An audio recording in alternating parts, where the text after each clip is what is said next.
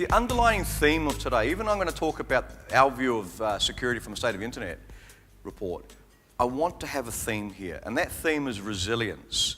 And what is resilience all about? Well, it's about your ability, it's about your ability to adapt and withstand and recover to disruptive events in your organization. So you're probably going, well, okay, that sort of sounds reasonable, but I invest in firewalls, I invest in antivirus. Here in Australia, you've got the ISM, released by the ASD, talks about all the different things you should have. Tick, tick, tick, I've got all of that sort of stuff. But does that really mean that you're actually achieving genuine security in your agency, right? And what should you actually be focused on? So the theme today is going to be focused on resilience. And to visually bring that all home, this to me is what resilience is all about. Right? Now in the corporate world, that piece of cheese would be the market opportunity, right? So in the world of government, what does that mean? Delivering services to your constituents, delivering on the policy mandates by government, whatever it may be, right? But there's a lot of things that can disrupt that, prevent you from achieving your objective. So what do? You don on the helmet and you go for it, right? And you want to be able to survive whatever's going to happen.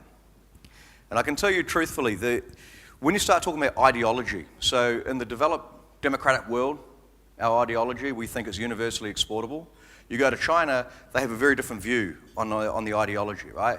So for them to go and do essentially corporate espionage for economic gain is fair game. Now we may not do that in Australia and New Zealand, but in China they do, right? And for them, it's actually written in their policy. So when you start looking at that, that creates an interesting sort of scenario for us to be dealing with. Now about Akamai. So we do a lot of things, right? And just to sort of frame the conversation around the State of the Internet report, we released two of them. One of them is about internet penetration, broadband adoption, mobile trends, all that sort of good stuff. The other one is around security, which is what I'm going to talk about. So here's essentially an introduction to our portfolio. Today we're going to be talking specifically about cloud security. Now, as Tom mentioned, we carry 30% of the world's web traffic. So how do we get a lot of our telemetry? Now we've got a nice little triangle, talks about several different things, DNS, web, and infrastructure. So we have solutions that cover that.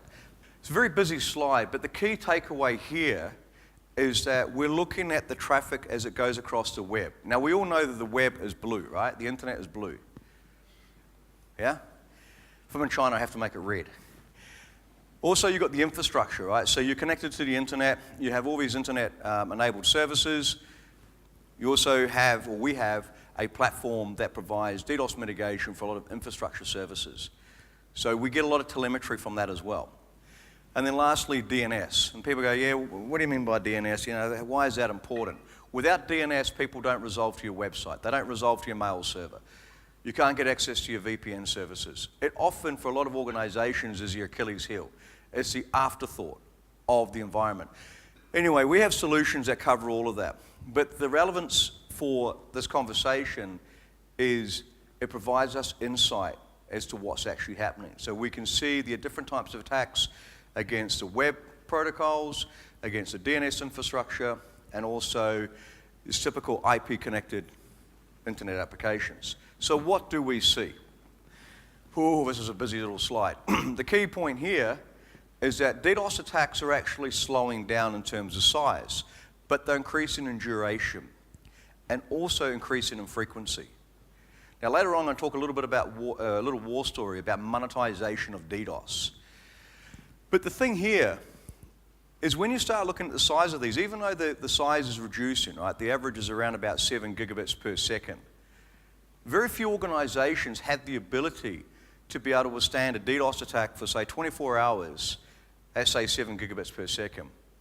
And that's been evidential here in Australia. It's happened when various northern cousins weren't too happy with the revelation that the Australians have been spying on certain government officials, and the anonymous faction in that country decided that they would have a bit of a knock on the door of Australian agencies, right? And the thing I love about the Aussies, the things I love about you guys, you're like, when the anonymous faction up in Indonesia started to have a go, they just started targeting mum and dad businesses. So Bob's Bouncy Castle in Perth. You know, for a weekend, Bob Bouncy Castle hire, the website was up there, it was being attacked by Anonymous. And the Anonymous Australia turned around and said, hey, stop attacking mum and dad businesses. You need to go after the AFP, ASIO, these websites, right? You wouldn't get that anywhere else. So I thought that was quite interesting. So there was that little bit of a discussion between the two different Anonymous factions. And eventually it got to the point where the Aussies are like, mate, you're not even listening to what we're saying, so we're going to go after you. So that was a bit of, seeing hacktivists versus hacktivists.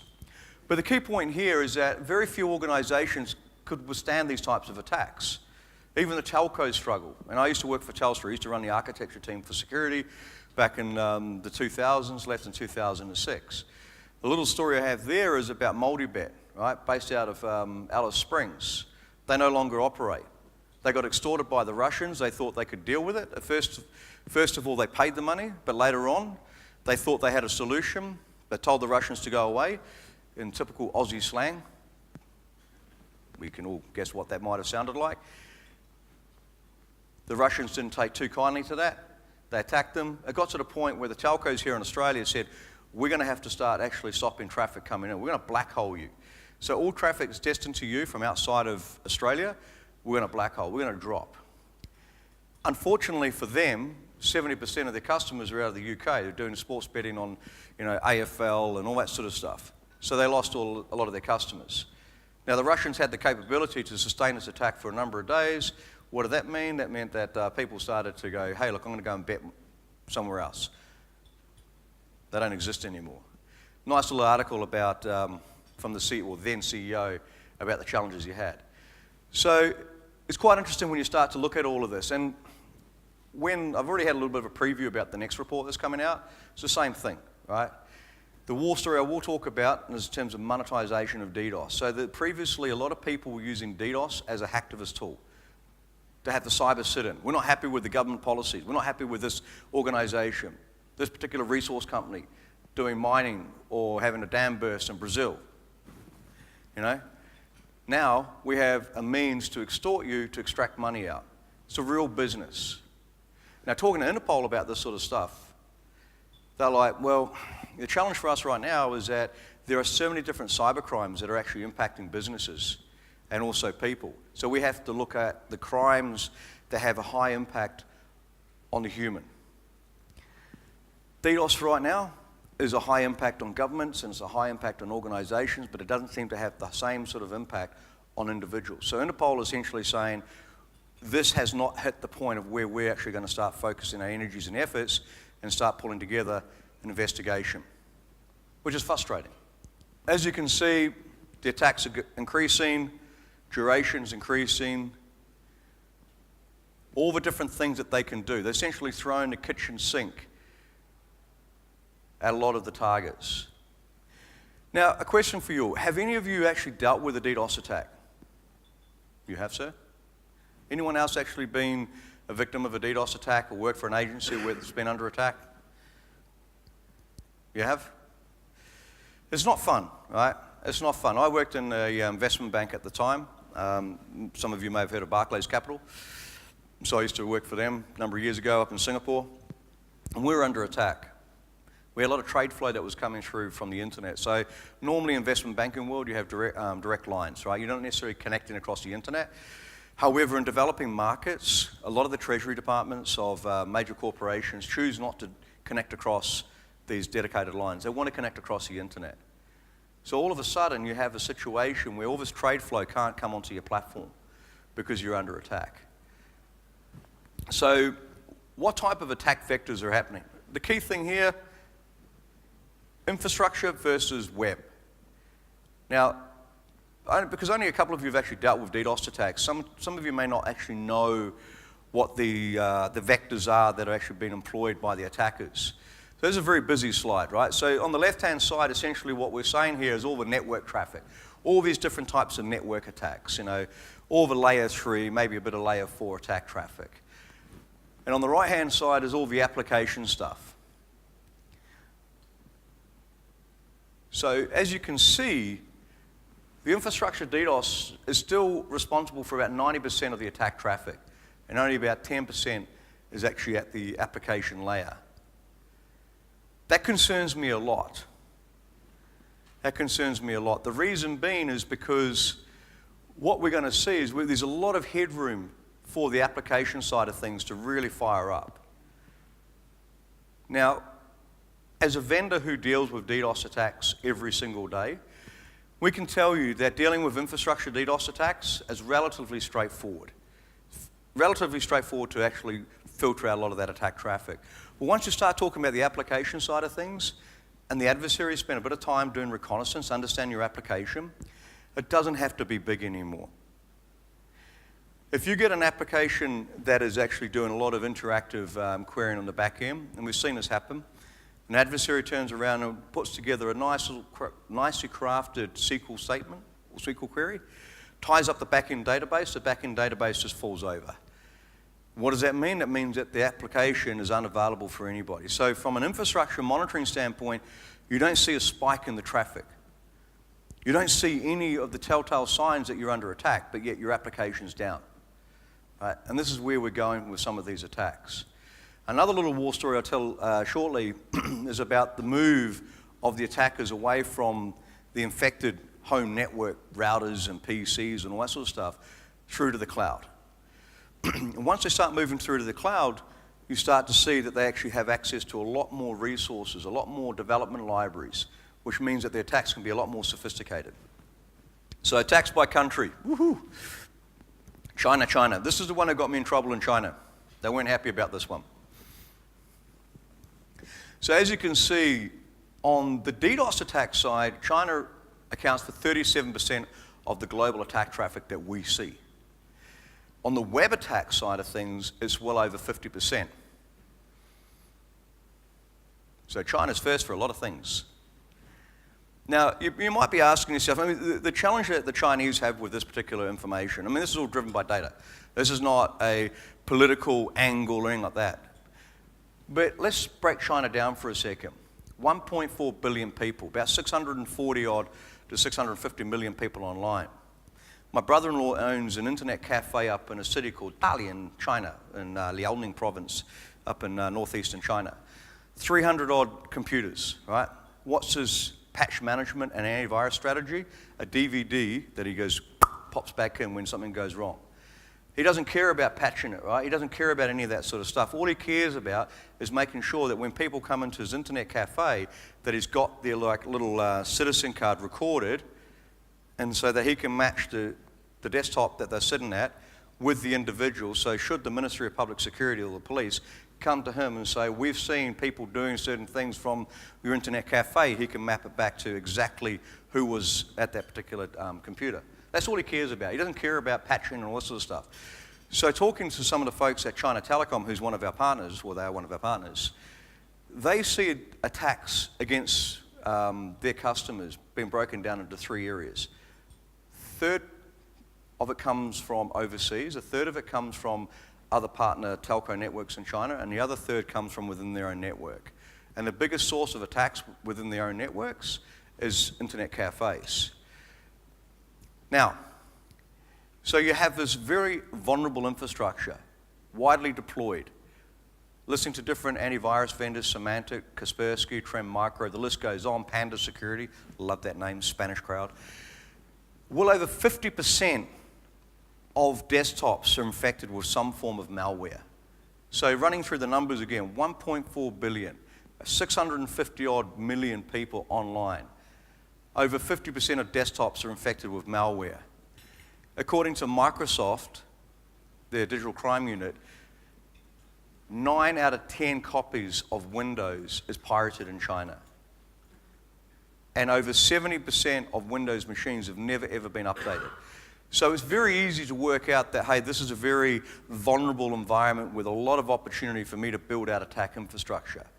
Now, the other interesting thing, and this is talking to some of the various different heads of security for law enforcement, is that China doesn't have an extradition treaty with many countries. So if you are in Eastern Europe and you're trying to ply your trade, what better country to go and actually use as your launch point for a lot of these attacks? China. So that's the story behind the numbers. Latin America is going to really start to flare up. So you already see Brazil there, US, US is always going to be there, right? Because US is leading and trailing. There's so much good and so much bad comes out of America. So when you start to look at a lot of the vulnerable infrastructure, for example, a lot of the home DSLs, a lot of the cloud instances is highly connected. The other thing also is a lot of people who are attacking American interests actually using American infrastructure to attack them. So if you're turning around, let's say that I'm a foreign state and I'm wanting to attack an Australian interest, right? Say DHS or whoever it may be. Instead of me saying, hey, I'm attacking from, say, Singapore, right? I want to compromise networks within Australia that are adjacent to these networks, right? So when you're starting to try and filter out this type of traffic, it makes it very difficult because you're sort of saying, I have to filter out my neighbor. So when you look deeper at the US numbers, you see a lot of that. So there's a lot of good articles that have been written by people like CrowdStrike, Mandarin, now part of FireEye. They say the same thing, right? There's a lot of infrastructure that's exploited to be used by other people, cyber criminals, to attack American interests. I mean, Americans are more likely to trust a connection coming from, say, just down the road than, say, from someone in Ukraine. I mean, that's just one reason, right? There's a few others. Okay, so getting into web security. Now, the next slide is very busy. The reason we decided to leave it in there is just to show you all the different type of web application attack vectors that we see on a regular basis. Now, I'm not going to run through all of them, but it just gives you an idea of the challenges that a lot of people are faced with when putting up their web applications, right? So SQL injection, as an example, has been around probably as long as no, it's not entirely true. It's been around for at least 15 plus years, right? And yet we still have not solved this problem. So there's all these other different types of injection techniques that people are actually able to do. And that's the next slide, which is even more busy or more tough to look at. And you go, oh my goodness. So what we've done here is we've looked at all the different type of attack techniques, and we've mapped it out based on the number of techniques or attacks that we've seen in that given week. Now you're looking at this going, oh, crap, why another vendor slide with lots of information doesn't make sense to me. The key takeaway here is injection attacks. Injection attacks, essentially, the analogy I like to use is that your significant other goes down to the local supermarket to go and buy bread, milk, eggs, beer, wine. So they go down there to buy a few things. And what happens, someone rings them up and says, hey, while you're down there, could you also get this, this, and this, and this, and this, and this? And they go, yeah, sure, not a problem. So they go and buy all this stuff. They come back with everything. They went down just to get a little bit of, just a few things. They come back with a lot. You go, okay, that sort of makes sense. Well, what someone's able to do with a web application is actually turn around by manipulating certain variables, get the web application to give up a lot more information, as an example. So give me all your credit card data. Give me all the information that I'm looking for, because they exploit the application, the vulnerabilities in the application to get all this information. That's just one example of injection attacks. One other thing that we see very commonly employed by, actually, funnily enough, both cyber criminals and state actors, is a thing called watering hole attacks, which employ a lot of injection techniques. Let's imagine way back in the Stone Age time, we're all running around, we're hunters, right? We have to hunt for our food. But some of us are really smart. We don't want to burn all this unnecessary energy tracking down the prey. So what do? We go to the watering hole where the prey comes to. Right? We wait for the prey to come to the watering hole and we go and kill it and we eat it. Right? Fantastic. So the same thing applies in the world of web security. What an attacker will do is go and infect a very popular website, ato.gov.au. Maybe not. Maybe they're really good. But go and infect a really, really good popular website with malware. Now, this is exactly is what happened with a state-sponsored actor a little while ago. They infected this website, and the first thing they did was say, who's coming to this website? So they did their analysis of all the traffic. Aha, it's you, and you, but I want to get you. So they profile all these users, geography, browser types, all this information. At which point they're able to then tailor the exploit to target only those users, because they only want to get those particular groups of users. So you imagine a nation state that has a problem with certain types of political dissidents, and they want to track them and find out where they are. And that's a way that you can do surveillance on them. So that's nation state. On the other side, you've got the cyber criminals who want to turn around and extort money from people through things like crypto locker, ransomware. And people go, oh, I'm really good about not clicking on things.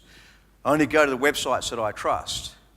They happen to go to a website that they trust but is owned by a cyber criminal, and that cyber criminal has worked out the vulnerabilities in all the different types of browsers and is able to silently install the malware, exploit things like the Java or ActiveX, all these different types of add-ons, right? And this is exactly what happens. And this is how people are able to get crypto lock onto a machine that's well patched, or they think it's well patched, but still has a vulnerability. So watering hole. And the way they do that is using injection attacks. PHP, SQL injection, LFI, RFI, all these wonderful acronyms. And someone should be yelling out, buzz, bingo. Okay.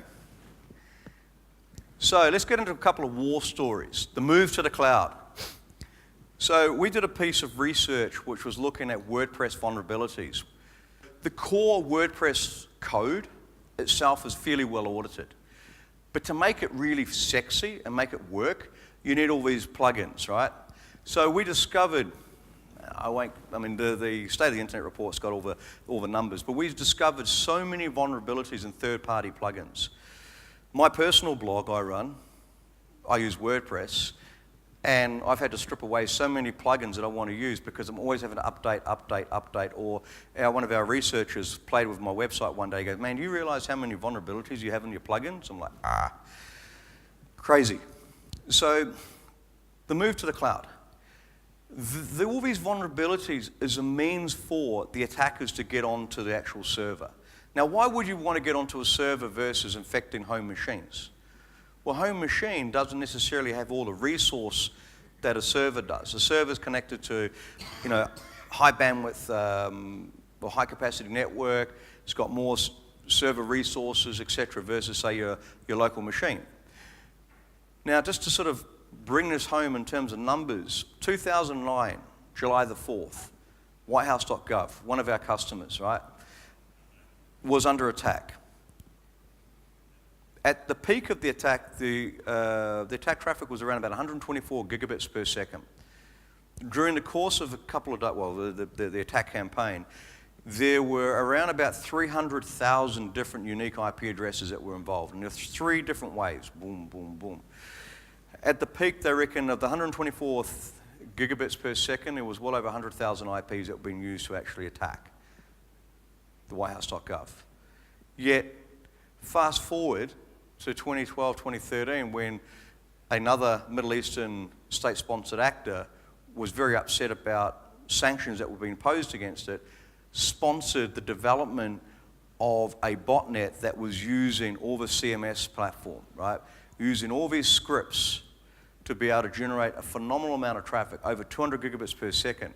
At the peak of one of the attacks, we counted only 1,500 unique IP addresses. So you've gone from 100,000 infected home machines back in 2009, 3-4 years later, you've gone to 1,500 infected CMS instances, and that's able to generate over 200 gigabits per second versus 100,000 machines generating only 124 gigabits per second. So the attackers themselves are also moving to the cloud, and they have been for a little while now. So monetization of DDoS. As I mentioned earlier, hacktivists have been using DDoS for a long time to do the cyber sit-ins and do all their bits and pieces. But it was very challenging for cyber criminals to get money out of their victims. And where the DDoS extortion sort of started off was around about 2003, 2004, where Russian cyber criminal gangs would go after online gambling sites.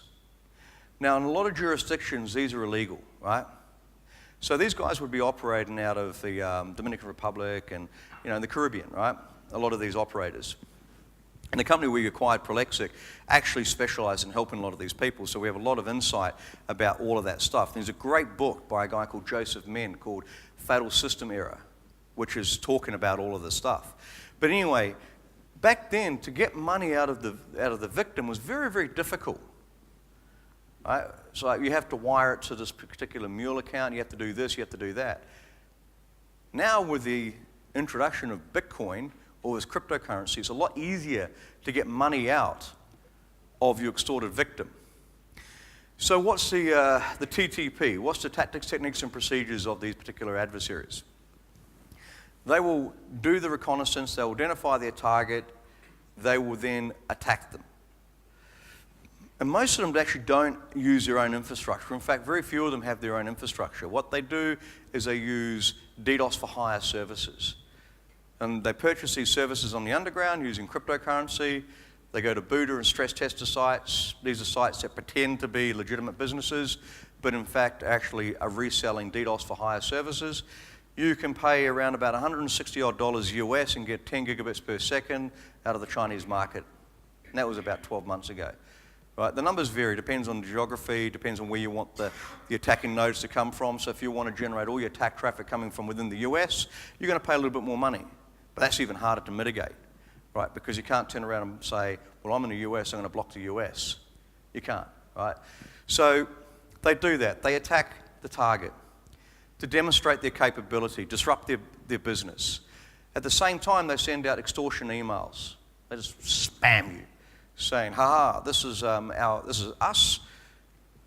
A group called DD4BC is the primary group at the moment, DDoS for Bitcoin. If you don't pay up within 24 hours, we're going to double the ransom demand, and we're going to take you out again. So they only attack for about an hour or so, just to demonstrate their capability. Give you a bit of a time, or a bit of a reprieve to be able to go away and collect the funds to do what you need to do. And the amount of money they ask for is not a lot. For some people, it's only a couple of grand. For other organizations, it's $7,000 or $8,000. Now, working with Interpol, and because Bitcoin is Bitcoin, uses the blockchain to be able to put all the transactions in there. It's a public record. So you can quickly query the blockchain for the Bitcoin address that's been shown up by the cyber criminal in the extortion email, and you can work out whether people have actually been paying into that particular address. The sad thing is, people do. Because they look at it and go, $5,000 to stop this attack, disrupting my business, versus maybe using our services or someone else. And they're going, oh, okay, maybe, okay, I'll pay you the $5,000. Now, there was an email service provider in Europe recently who did exactly this. They turned around to the group and said, okay, here you are. Here's the money. And they said, yep, cool, stop. And the copycat group goes, ha ha, we're attacking you. You paid them money, now pay us money. And they go, and the original group's going, hey, it's not us, man. You paid us the money, we stopped the attack. So it doesn't work, right? Paying the money does not work. Yet some people think it's a legitimate approach to solving the problem. So monetization of DDoS. Cyber criminals are going, this is a good way for us to make some good money. And we'll go around and extort people. The other thing also is that, as I mentioned earlier, a lot of these people, these cyber criminal groups, are actually purchasing these services from the underground. So there's a thriving business there in its own right, and actually renting out these botnets. And that in itself is a massive business, in being able to acquire the infected machines, whether it be a cloud-based WordPress server, or whether it be a home machine, whether it be a home router. Goodness forbid, IoT. Before you know it, your light bulb will be attacking you. So, the onion ring router. Who here is familiar with the onion ring router, Tor? It was developed by the US Navy as a way to be able to help people in other places. So, example, China, right? And I can talk firsthand what it's like to use Tor in China. You can't. The Chinese are really good at doing this and being able to block it all with the Great Firewall of China. That's a technical conversation which I'm happy to have with any of you afterwards. But the key thing here is that it was originally developed for people who wanted to communicate securely and without being known, right? In certain jurisdictions, or where if they brought attention to themselves, it would be very dangerous.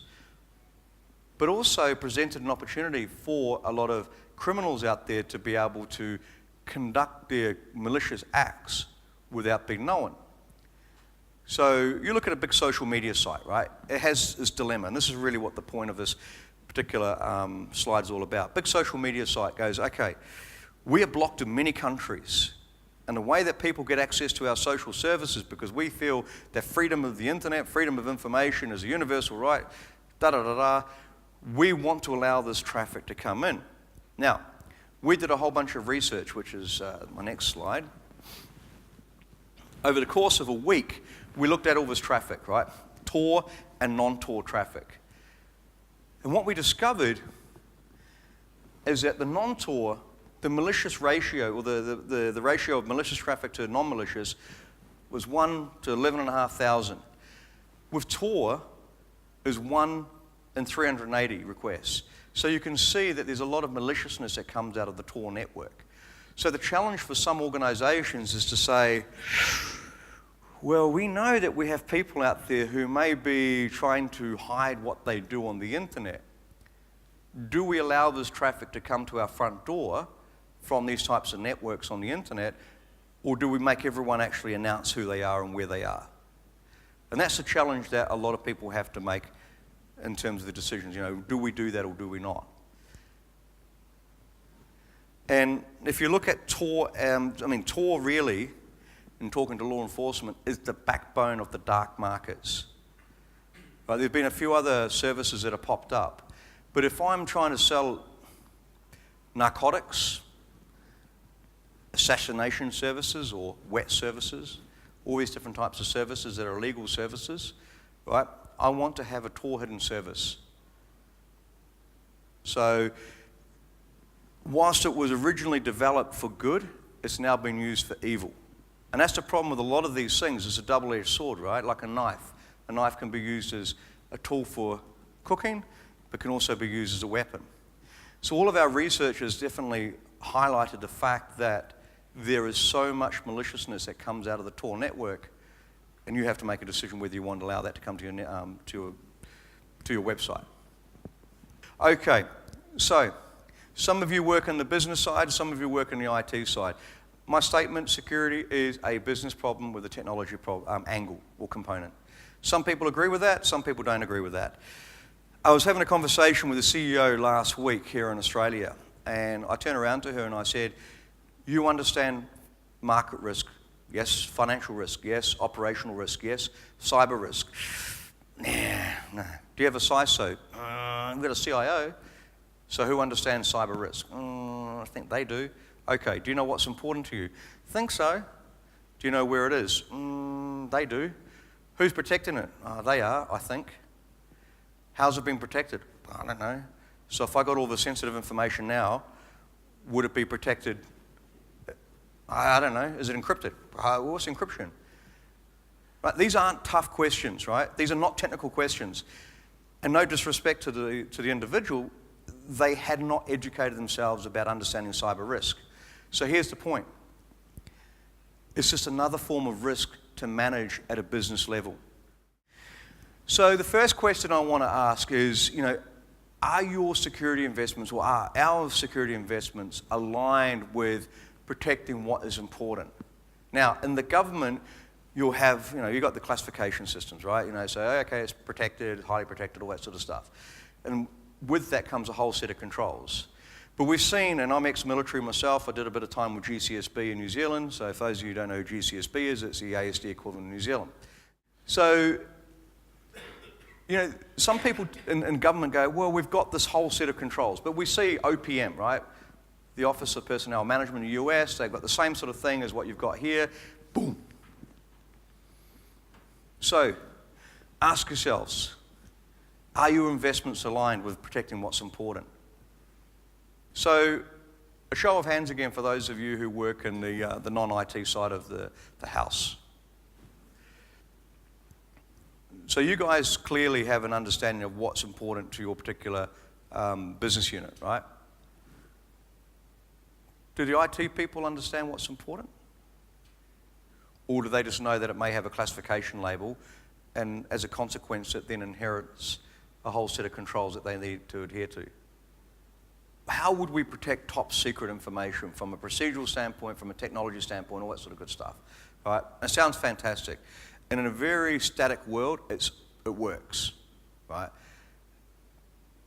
But we don't live in a static world anymore. The next question, which sort of ties into this one, is how do you know our security investments are improving our security posture?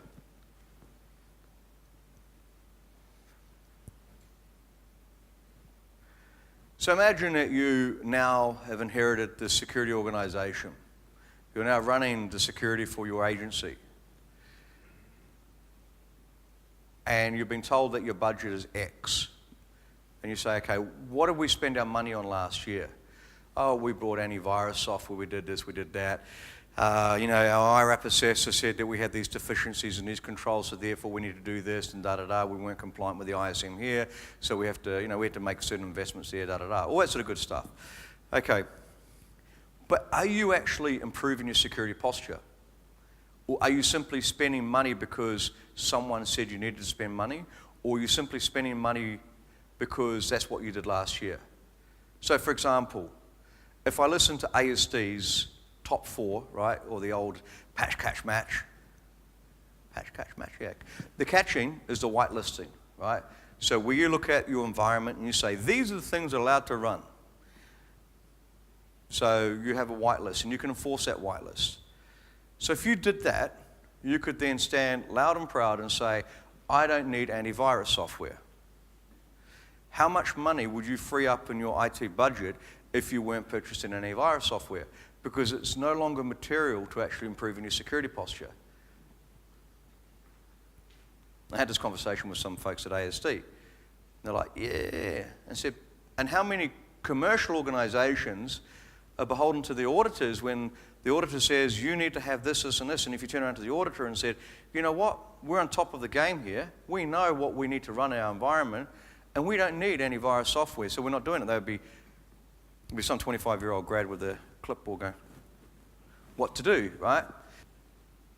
What we did yesterday, is it still relevant today? Are our investments actually improving our security posture?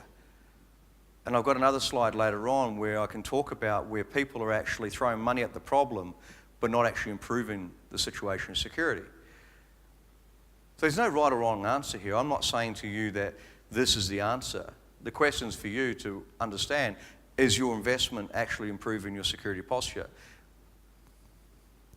Because I can guarantee you that you're all, everyone wants to have more money. We don't have enough money, we don't have enough skilled people to do the jobs that we need. I mean, if I look at the numbers, the general consensus, there's 3 numbers that I talk about. The general consensus is that we have a shortage of around about 1 million skilled cybersecurity professionals at all different levels. According to recruitment firms last year, we had 200,000 advertised positions go unfilled. And then lastly, by 2020, demand is going to outstrip supply by 33% of cybersecurity professionals. So if you want to make a career change, cybersecurity is a good career to be in.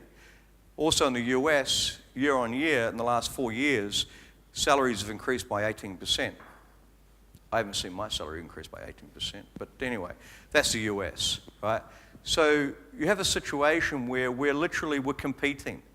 Now, you could argue that we do have enough resources. You could say we have enough resources, and this is a concept of total defense. I didn't put this question in here, but I'll talk about it briefly. In Singapore, they have this thing of the concept of total defense. Everybody in the country is responsible for defense of the nation. From the old granny all the way down to the children. Even my children go to local school. Right? They understand what their responsibility is when they're on the MRT. If they see anything suspicious, raise the alarm. They know how to do this stuff, right? Everyone is part of defending the country.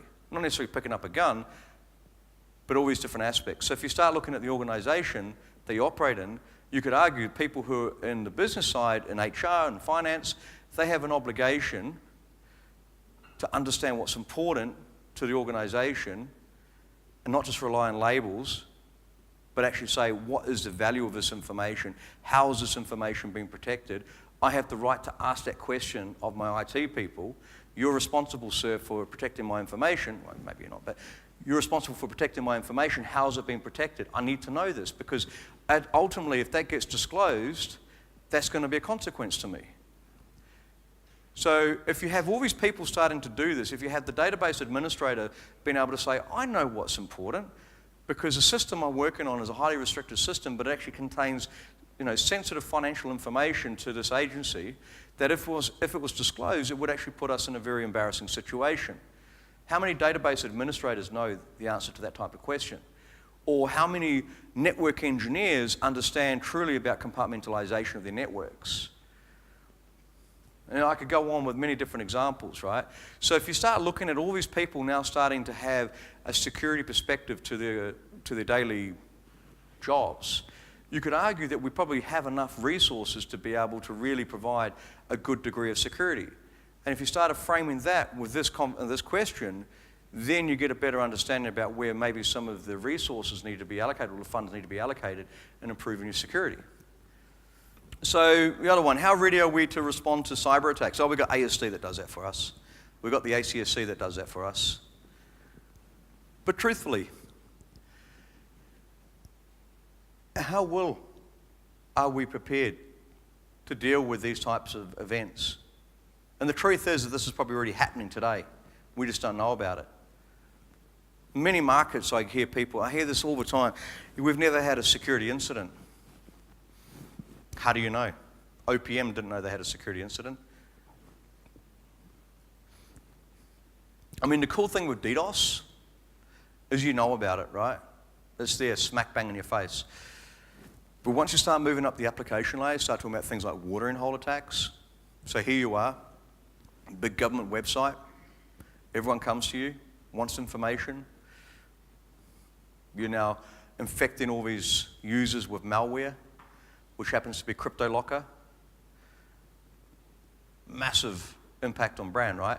But you're not going to necessarily know about it until after the fact. You're not going to have all these alarm bells ringing. So let's just say that sensitive information in your agency now was disclosed. It was out there in the public domain. What do you do? What's your first course of action? How do you engage with the media?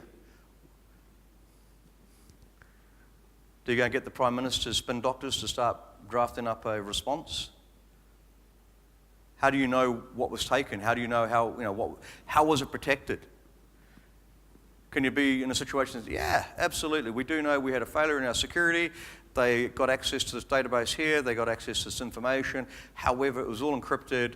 And the key management platform that we use is over here. They never got access to these keys. We see, we audit every single interaction with this platform. We never saw anything that actually indicated that they got access to the keys. So yes, whilst that information is in the public domain, it's encrypted format, and unless they're really good at being able to break crypto, like the NSA, it's not entirely true,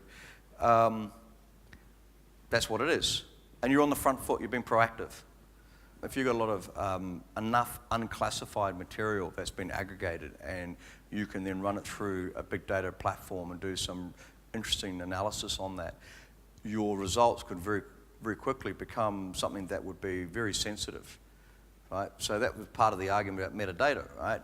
If you look at things in isolation, it probably has no material interest. But when you start to bring it all together, you can start to see the interactions. And I know there's been a few journalists here in Australia who've looked at all these different types of interactions.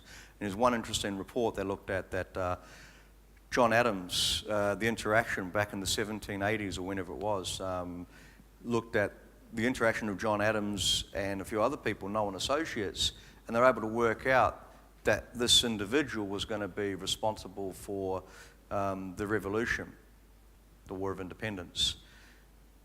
So that was interesting, right? Just simply looking at public records and then saying, ooh, we can now work that out. So I guess that's your point, right? Your point is saying the aggregate or the sum of the information can create a very different picture than if you're looking at things in its individual parts. And then that becomes a challenge about saying, okay, well, how do we control that and ensure that that information doesn't get pulled together in a public way that they still have to go through some controls?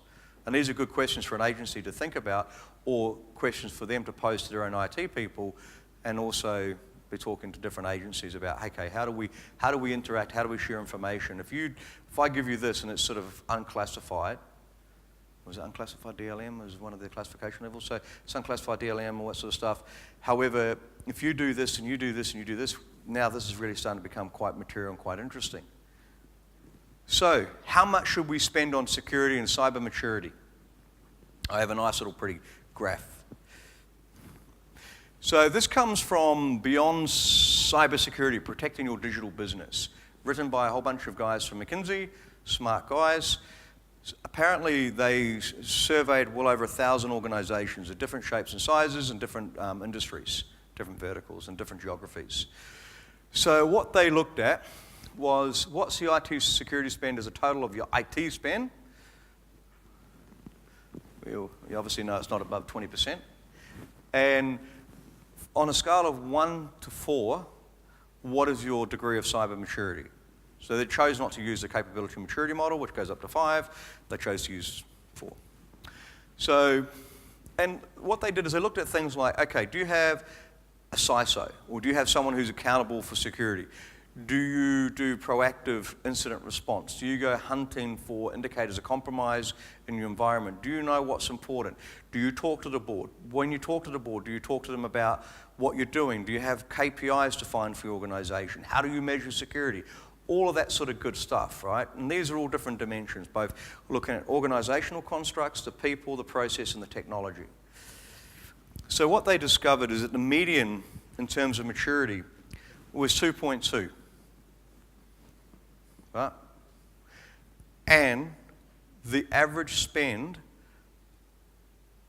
on IT security as a percentage of the IT budget was what? What do you think it is? What? Under 2%. Okay. Any takers for over 2? 4%.